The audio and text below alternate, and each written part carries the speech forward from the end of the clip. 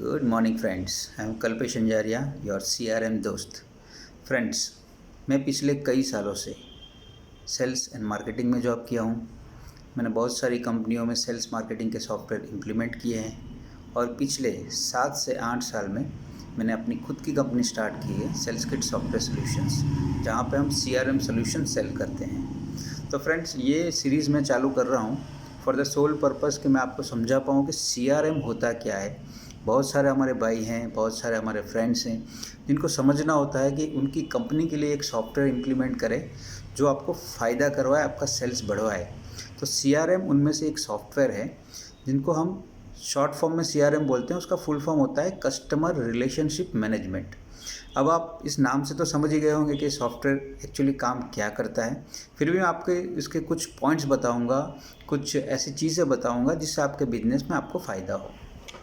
Friends, CRM जो होता है वो CRM हर एक कंपनी में अलग अलग तरीके से काम करता है। जैसे मैं आपको एक एग्जांपल दूं कि अगर आप कोई ट्रेडर्स हो और ट्रेडर को मार्केट से इंक्वायरी जनरेट करनी है, तो ट्रेडर्स क्या करते हैं? जैसे आप समझिए, आप इंडिया मार्ट में देते हैं, ट्रेड इंडिया में देते हैं, येलो पेजेस हैं, जस्ट डायल है, आप एडवर्टीजमेंट करते हैं, आप लोगों से रेफरेंस लेते हैं, आपके सेल्स पर्सन मार्केट में घूम घूम कर इंक्वायरी लाते हैं। तो ये सारी इंक्वायरीज़ आपने कहीं पे कुछ पैसा इन्वेस्ट किया है उसके अगेंस्ट में आ रही है। ये वैल्यूएबल इंक्वायरीज़ हैं, भले ही वो राइट हैं, रॉन्ग है, आपसे लेने वाले हैं, नहीं लेने वाले हैं, बट CRM का एक मेन पार्ट होता है कि आपकी जितनी इंक्वायरीज़ हैं उनका डेटा राइट वे में कैसे मैनेज करना। तो CRM अगर आप कभी भी इम्प्लीमेंट करते हैं तो आपके हिसाब से जो इंक्वायरी आ रही है उसको आप उसमें कैसे इंटीग्रेट करेंगे वो आप देख लें। ये फर्स्ट पार्ट हो गया। अच्छा, एक ही पार्ट पे हम थोड़ा डिटेल में बात करेंगे ताकि एक क्लियर हो जाए। ठीक है, इंक्वायरी के क्या क्या पार्ट होते हैं। जैसे कोई कंपनी का नाम, नंबर, एड्रेस, वहाँ के कॉन्टैक्ट पर्सन, ये बेसिक पार्ट हो गया।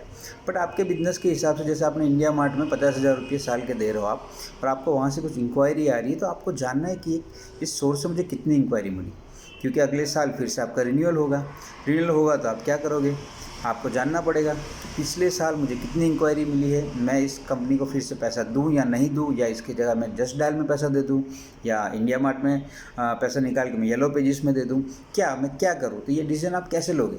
जब आपका राइट वे में इंक्वायरी मैनेजमेंट होगा तो उसके हिसाब से आप एनालिसिस कर पाएंगे कि भाई हमें इंडिया मार्ट से 500 इंक्वायरी मिली थी, उसमें से 20 कन्वर्ट हुई, इसका रेवेन्यू इतना है, तो मैं इतना इन्वेस्ट कर सकता हूँ। दूसरा चीज़ होता है, हर एक इंक्वायरी का एक स्टेज होता है। ठीक है, जैसे मैं बोलूँ हॉट, वार्म, कोल्ड, इसका मतलब ये होता है ये इंक्वायरी मुझसे ले ही लेगी, या फिर शायद लेगी, या फिर ना भी ले, बहुत ठीक से बात करी। तो इसके हिसाब से हम फोकस भी कर सकते हैं। थर्ड चीज़ होती है कि इंक्वायरी किस कैटेगरी की है।